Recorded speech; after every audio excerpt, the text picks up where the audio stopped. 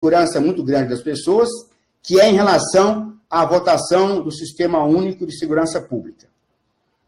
Pois bem, vamos então situar o que acontece aqui.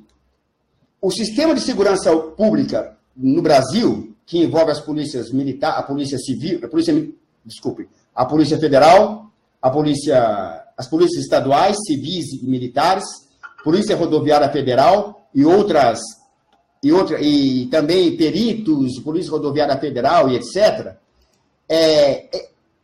Essas instituições, o seu papel e as suas atribuições estão definidos em artigos muito bem explicitados na Constituição.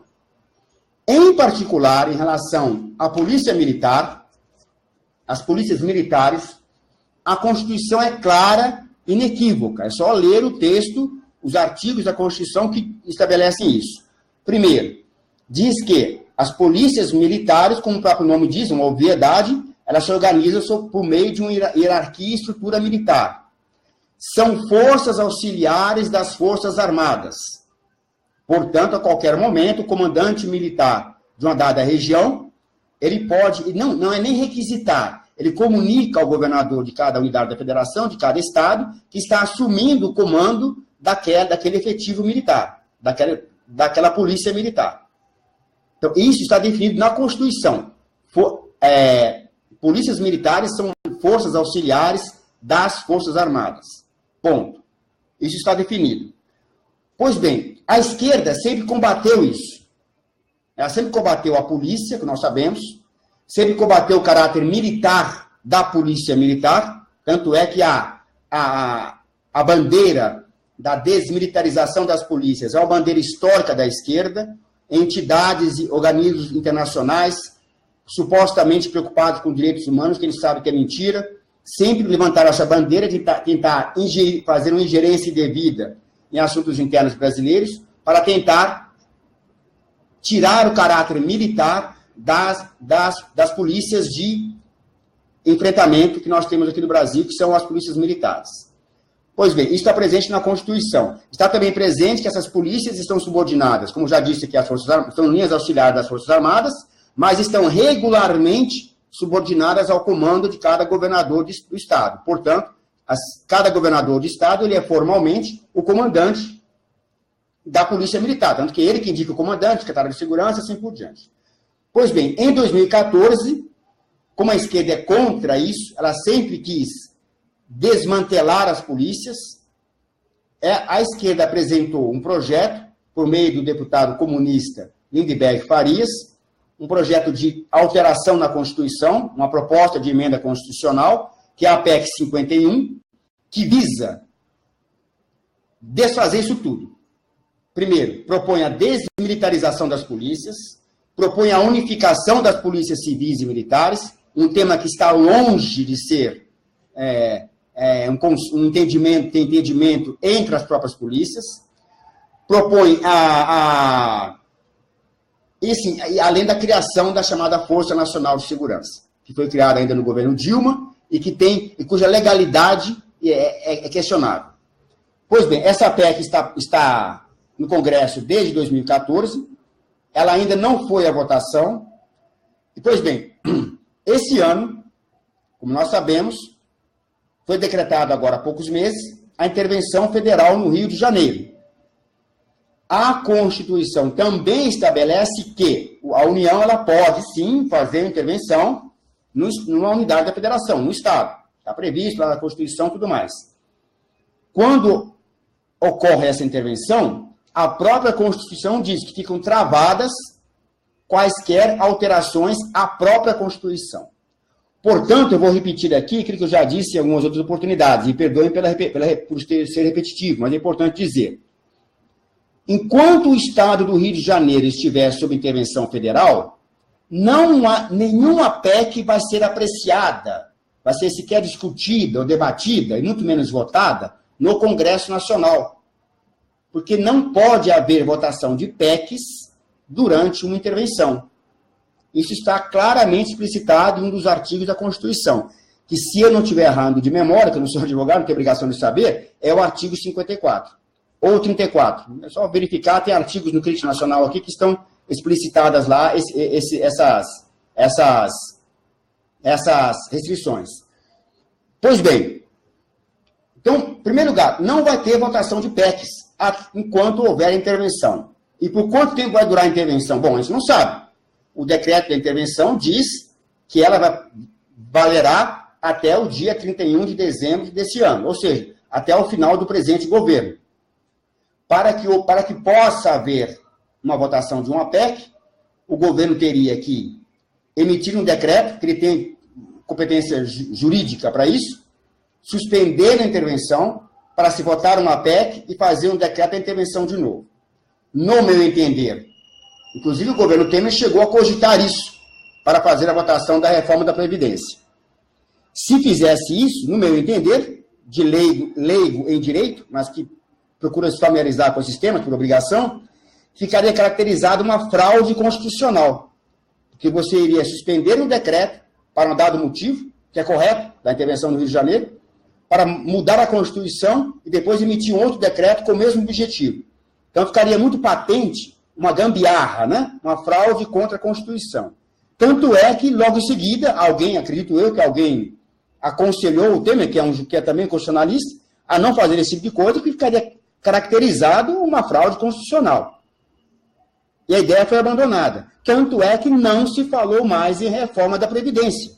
Não importa a opinião que você tem aqui sobre a reforma, se ela era boa ou ruim, se devia ter ou não, mas o que importa é que não se discute mais a reforma da Previdência.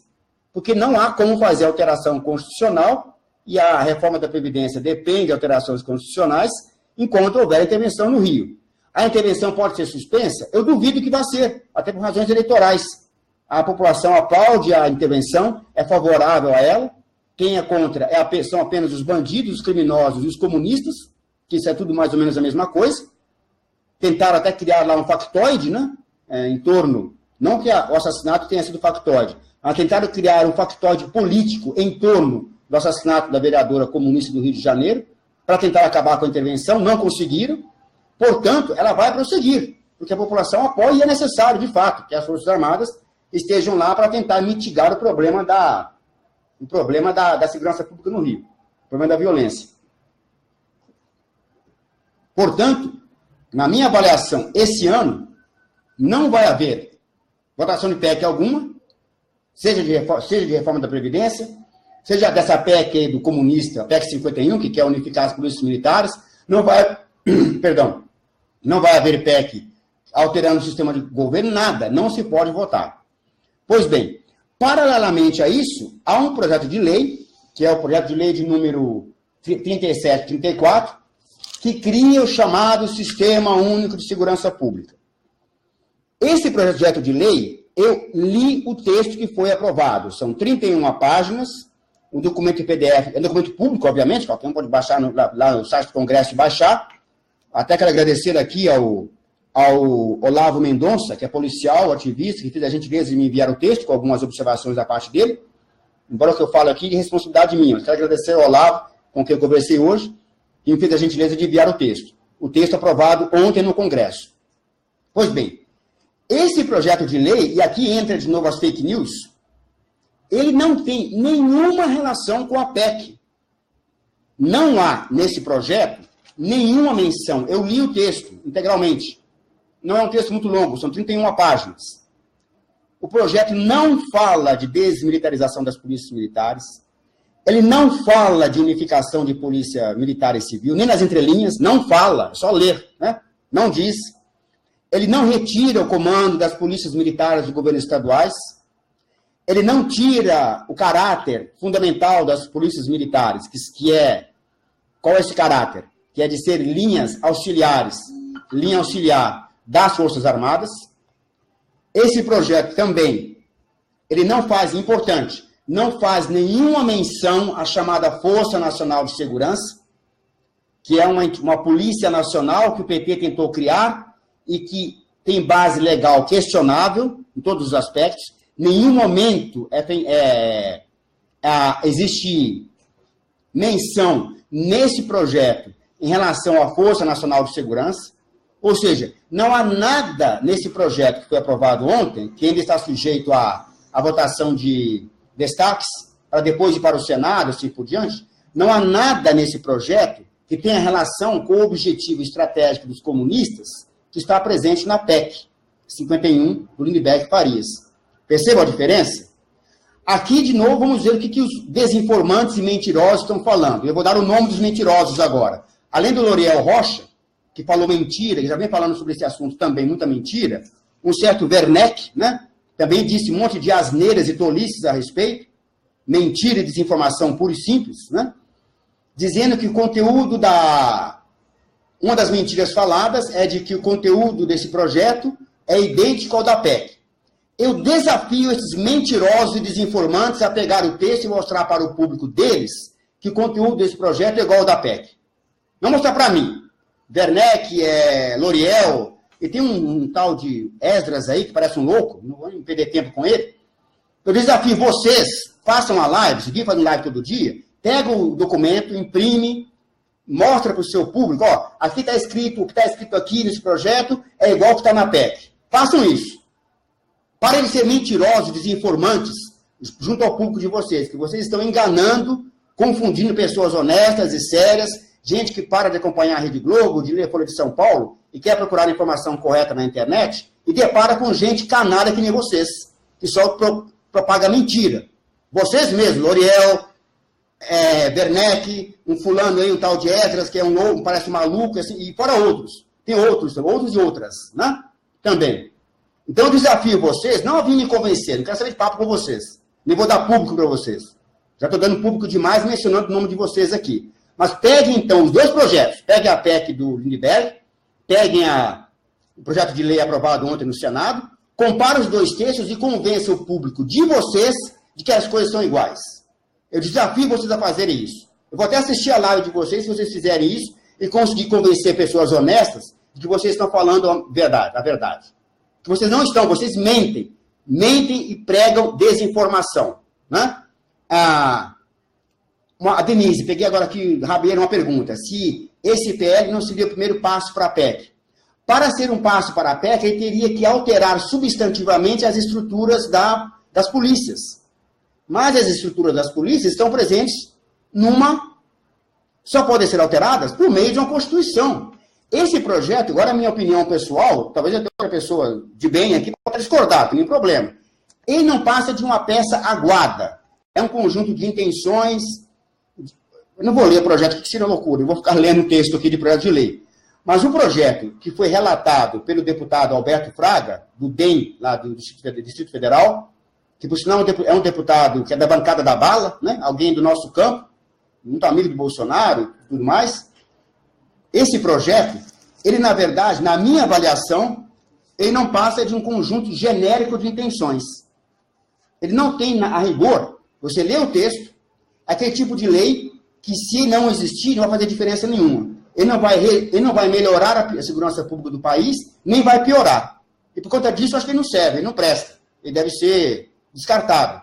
Porque ele começa falando de intenções genéricas. Vamos estimular isso e aquilo, incentivar não sei o quê, fomentar não sei o quê, a estratégia, a operação, etc. Tem um blá, blá, blá ali. Quem tiver paciência de ler, eu vou colocar o link.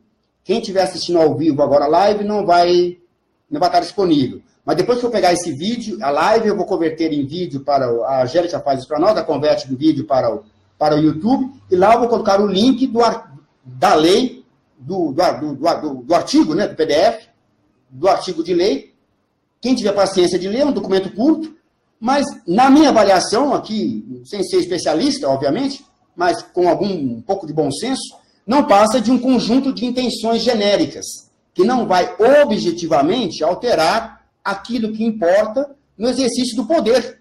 As polícias continuam sob comando dos governos estaduais, não fala nada de unificação, elas continuam sendo linhas auxiliares das Forças Armadas, não faz nenhuma menção à Força Nacional de Segurança, isso que é muito importante, não há nesse projeto nenhuma menção à Força Nacional de Segurança. Então, mesmo dizer que ele pode ser um caminho para a PEC 51, eu particularmente não acho que não. Pode até ter pessoas muito sérias que têm opinião distinta e merecem ser ouvidas. Né? Não estou dizendo que eu estou afirmando aqui a verdade absoluta, nada disso. Mas, com base na minha experiência, eu entendo que não. Ele é apenas um conjunto. É aquele tipo de coisa que existe no Brasil, que é o chamado desperdício de ordenamento jurídico. O Brasil tem lei para tudo, para um monte de coisa, e certas leis servem para nada. Elas, desculpa a expressão, não fedem nem cheiro. Eu acho que vai ser o caso disso aqui. Quer dizer que vão ser a favor desse projeto? Eu, pessoalmente, acho que não. Embora foi aprovado por maioria lá na Câmara, até com voto de gente do nosso campo, eu acho que é um projeto que não vai resolver, como de fato não vai, o problema real da segurança pública e da criminalidade no Brasil. Porque o problema real de segurança pública e de criminalidade, ele não vai depender desse blá, blá, blá que está presente aqui nesse projeto, que é um projeto apenas que contém blá, blá, blá. E apenas de intenções, de metas, e blá, blá, blá, e blá, blá, blá, e blá, blá, blá, você acaba de ler, tá bom, o que vai mudar? Objetivamente. Não entender nada. Na minha avaliação cuidadosa, eu tive aqui para esse projeto uma colaboração para a leitura, para a interpretação desse projeto, da doutora Cláudia Castro, que todos aqui conhecem, que, lá do Instituto Resgata Brasil, junto com a doutora Bia Kiss. Nós conversamos entre ontem e hoje, conversamos bastante a respeito, embora deixar bem claro que o que eu estou falando aqui é de minha responsabilidade. Mas estou dizendo que eu me amparei também no parecer dela, que é uma advogada, especialista, e que, do ponto de vista estritamente jurídico, disse algo mais ou menos no mesmo sentido, que é um projeto que trata apenas de uma manifestação de intenções de gerenciamento de ações, mas que objetivamente, no dia a dia do trabalho policial, de investigação, de combate ao crime, e principalmente no dia a dia de relações de poder, né? Quem comanda as polícias, a quem ela está subordinada, quais são suas funções, seu papel, não altera em nada.